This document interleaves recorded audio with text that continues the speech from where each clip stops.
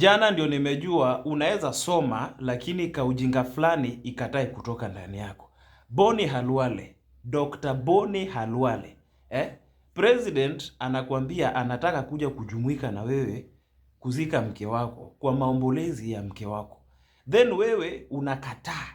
At your age unachukua politics unaweka kwa roho yako. Unamwambia ati usije. We ni mzee, we si kijana mdogo. Inafaa ureason kama mzee. Then unachukua microphone kwa hiyo mazishi ya mke wako unatangazia watu ati rais alitaka kuja hapa nikakataa. Surely Boni Halwale. Mbona una reason hivyo? Sometimes let us put politics aside. Sasa unakataza rais asije kwa burial ya mke wako kwa nini? Why?